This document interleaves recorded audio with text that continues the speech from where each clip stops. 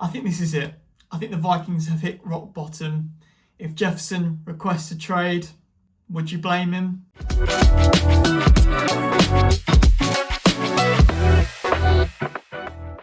Hello everyone, my name's Ollie and welcome back to another episode on the 4th and SKOL YouTube channel. The Vikings have officially hit rock bottom. The first shutout since 2007 against the Seattle Seahawks, 26-0. It was ugly. It was depressing. It was embarrassing. I mean, the defense held their own, but on offense, it's the worst I've seen it. Vikings star wide receiver Justin Jefferson only had 2 catches on the day for a career low of 4 total yards. Jefferson declined to speak to the media after the game, which I believe is the first in his career. He'd previously expressed his frustration at how the season was playing out, particularly on offense. After the Green Bay game, he spoke to reporters and said, "It's frustrating to lose. It's frustrating to be up here and saying the same things every single week, expecting things to change the following week. And we're still in the same spot." And to be fair to Jefferson, I think we're even in a worse spot after the Seattle game. Jefferson's had a supersonic career since he's been at the Minnesota Vikings. He's had 6 incredible seasons, establishing himself as one of the best, if not the best, wide receiver in the game. But the team and the positions around him has been anything but stable. Jefferson has played with 8 quarterbacks, 9 in total if you count Sean Mannion for 1 game in the 2021 season. He's had 2 different head coaches, extremely different head coaches too. A defensive-minded coach when he first came into the league with Mike Zimmer, and an offensive-minded coordinator with Kevin O'Connell, who'd come from the Super Bowl winning Rams. He's also had 3 different offensive coordinators and 2 different GMs. Jefferson is a winner, pure and simple. He's not a diva. He's not a Stephon Diggs that we might have experienced in the past. He's a winner. He's a pure and out competitor. And to put it simply, this is not a winning organisation with this much instability. He's put his heart and his body on the line for this team over the past 6 seasons. But if the QB situation at the Vikings still remains unclear going into the 2026 season, he's gone, in my opinion. We are wasting his prime years. He is 26 years old currently, still young in this game. He'll be 27 though come the start of next season. NFL, American football, is a short game. These superstars are only in the league for a short amount of time, a finite amount of time. And for Justin Jefferson to be able to win, he's going to want to go to a team with stability, with a Super Bowl caliber QB, a Super Bowl caliber coach, a Super Bowl caliber GM. And I don't think the Vikings have those at this current time. Largely, on the whole, Kwesi Adofo-Mensah's draft picks and particularly free agent picks this season haven't been good enough. They've missed the mark completely. To rub salt in the wounds, Adam Thielen has requested a trade.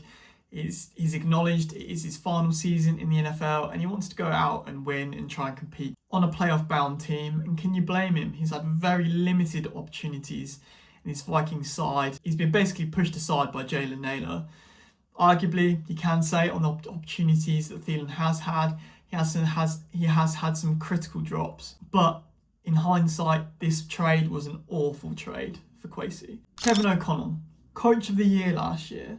He was up there in the top tier echelons of coaches in the league. But this year, with these young quarterbacks, JJ McCarthy and Max Brosner, even Carson Wentz to a point, he showed too much stubbornness, too much reliance on the pass game, not enough on the run game, too many long developing plays, just not reading the situation with these young quarterbacks. He's shown a clear inability to adapt to different situations, gone out with the same game plan time and time again.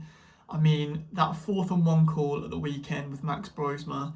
Max is not a mobile quarterback. I mean, I'll play it safe and take the 3 points, but fair enough, you've gone for it on 4th down. Just run it in, Jordan Mason. Don't try and roll out with a QB who's not very mobile in his first start as an undrafted free agent. It's just, I just don't get it. I don't get it. To be fair to KFC, the result of that play, the stupid interception pick 6 is none of his business. But yeah, he's thrown a QB out there in the worst position possible. Should Kevin O'Connell relinquish the play calling to Wes Phillips or whoever comes in next season? I don't know, it's definitely a valid question. But why on earth would Justin Jefferson stay when this is the showing that the head coach and the GM have put on this season? To put it into perspective how bad this offense has been in the past several games, we've had 6 quarters of scoreless football. And if JJ McCarthy and Max Brosner had knelt every play for the last 2 games, their rating would still be higher than what it is currently. It's really interesting to see how the Bengals operated when Joe Burrow went down with a turf toe injury and their backups came to the forefront.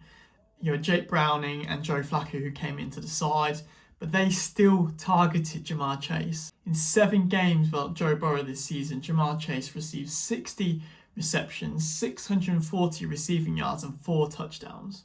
And if you look at Jefferson's season so far, he's only had 2 touchdowns. He's only had 2 games where he's been over 100 yards receiving, and that's come on neutral site in Dublin and in London. And he's considerably down on receptions too. Now, you can argue that Joe Flacco is completely different type of player, different scenario to a JJ McCarthy and a Max Brosmer. But the same still applies. And for whatever reason, these quarterbacks aren't finding Jefferson. KOC isn't scheming the plays to get Jefferson wide open. And it's just adding to and boiling to all this frustration. Now, on a slight caveat, I have to shout out the Minnesota Vikings defense. They did step up, in particular Dallas Turner. The second-year edge rusher has got quite a lot of flack over the past season or two for his production rate. You know, we expected high things from him in the first round, especially in comparison to, say, a Verse for the Rams, who was stepping up week in and week out. And it's been a bit of a slow burner for Dallas Turner over the past season or so.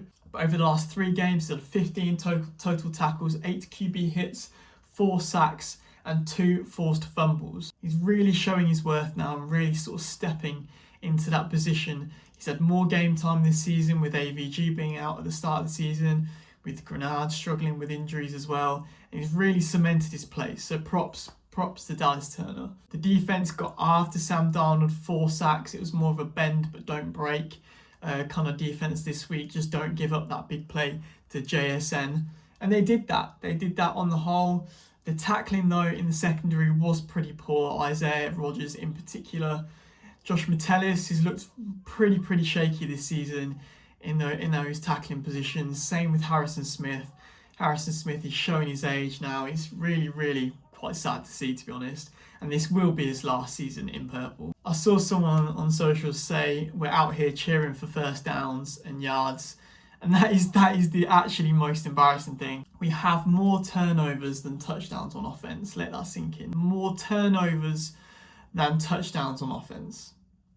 Quite frankly, it's been a season to completely forget, and it's followed the theme, hasn't it? From a good season, bad season, good season, and a bad season.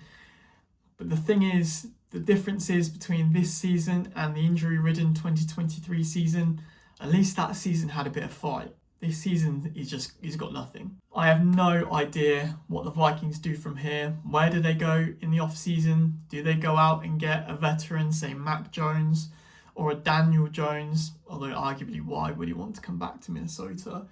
He probably would want to stay in Indy, wouldn't he? But would you go out and get a vet to try and compete with JJ McCarthy, try and put a bit of pressure on him? The state of the Vikings quarterback situation is a sorry sight right now. And say if a Buffalo or a Patriots come calling for Jefferson, would he turn them down? I don't quite think so. But yes, guys, let me know your thoughts down below. Is a trade imminent for Justin Jefferson? What on earth did the Vikings do at quarterback going into 2026? Big love for the support you showed on the last video. And as always, SKOL Vikes.